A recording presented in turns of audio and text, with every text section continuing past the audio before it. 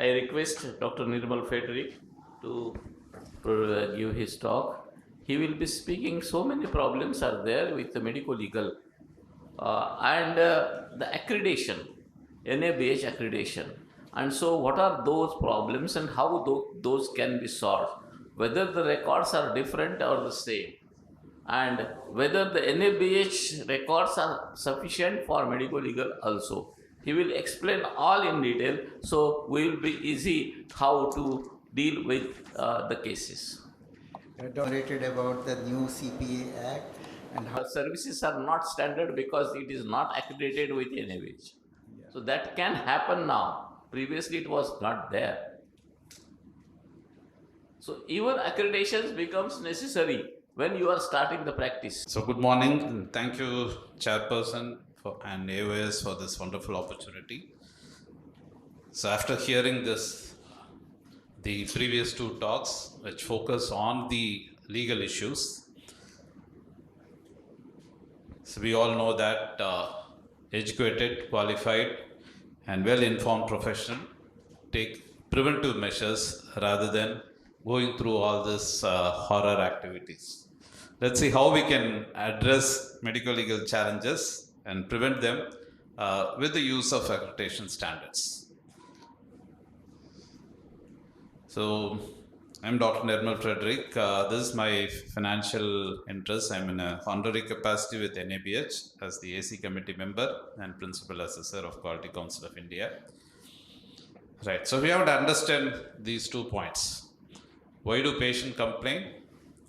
When the standards are not followed. The standards is known to them only by comparison. They are not professionally qualified, they are not technically qualified, but they generally compare with the other care providers. So either that is not followed or they perceive that they are not followed. And we all know standards are everywhere. Accordingly, even in medical service, we have certain standards. And this is the important truth. Happy patients don't sue their doctors. So let's see how we can keep the patients happy as well as ensure that standard of care is followed.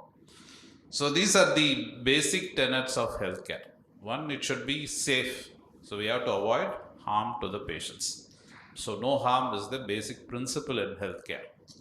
And it should be effective, right? There are so many guidelines and evidences in medicine, so we have to follow them.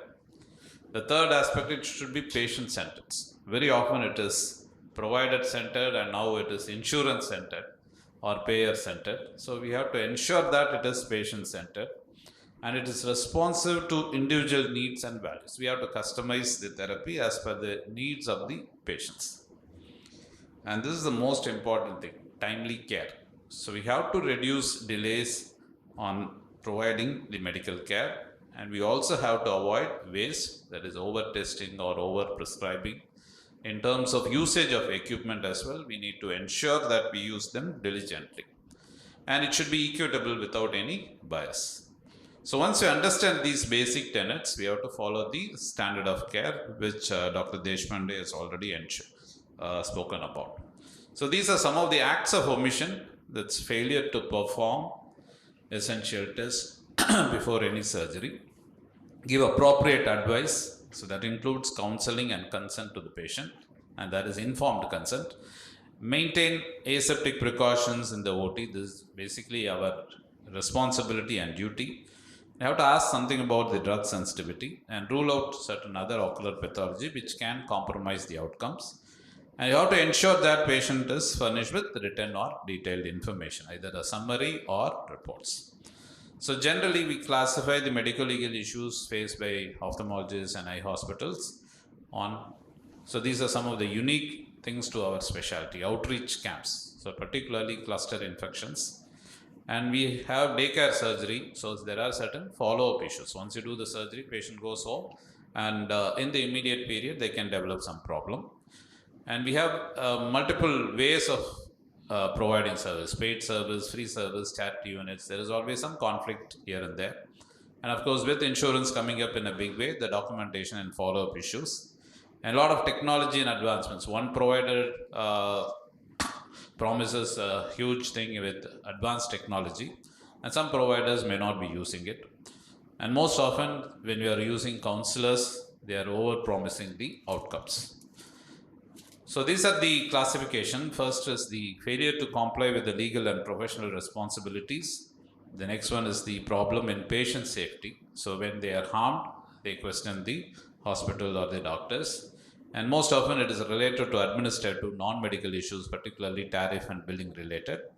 And the fourth one is failure of communication, inadequate counseling, consent and medical records. So what are the issues with the first part, failure to comply with legal responsibilities?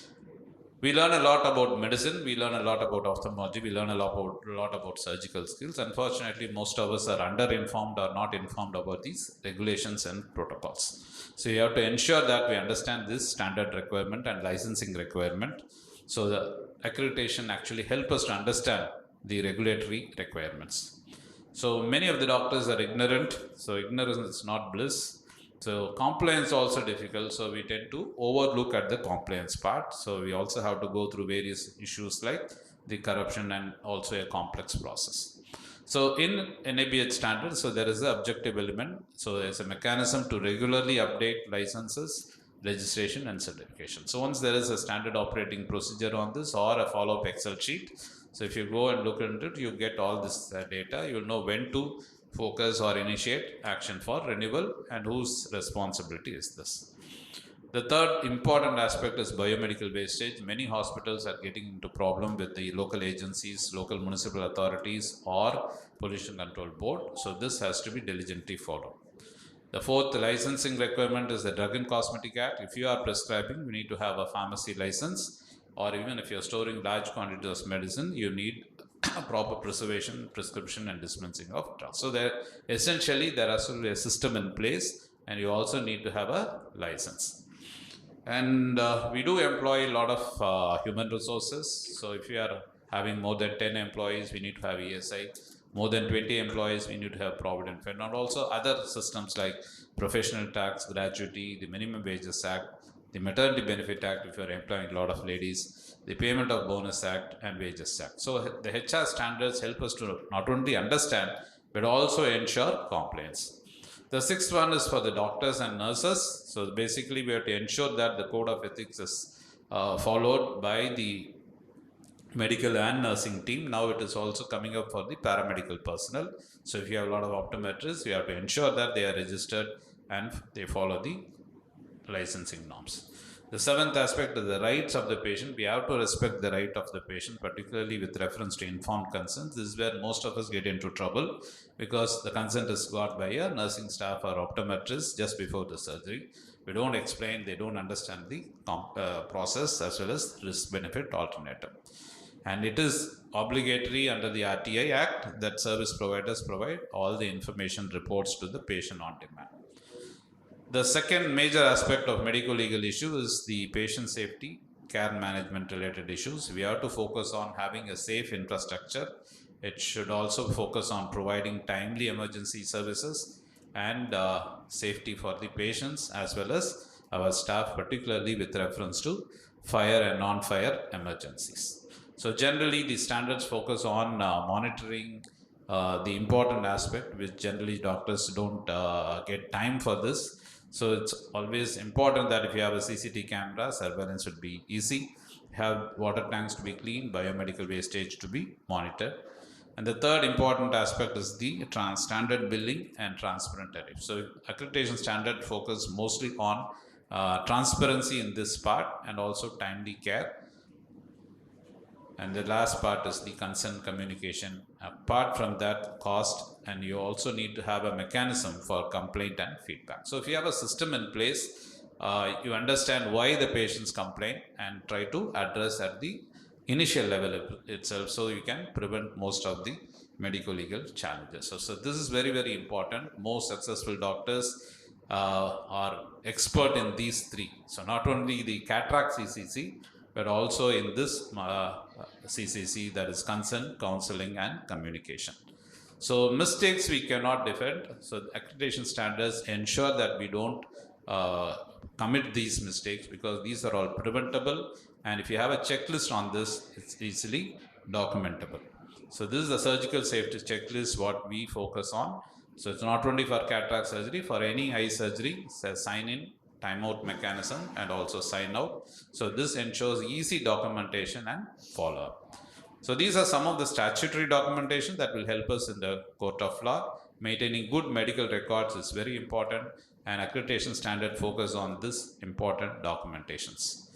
And so how accreditation helps? We standardize the process, ensure compliance with the regulatory requirements, repeated training and education for the doctors as well as the staff, and risk management is important. We presume that there are no risks, but there are potential risks. If you can identify, we can mitigate them at the early, and continuous quality improvement, because accreditation by its nature, it is not one-time affair, it is a continuous quality improvement measures.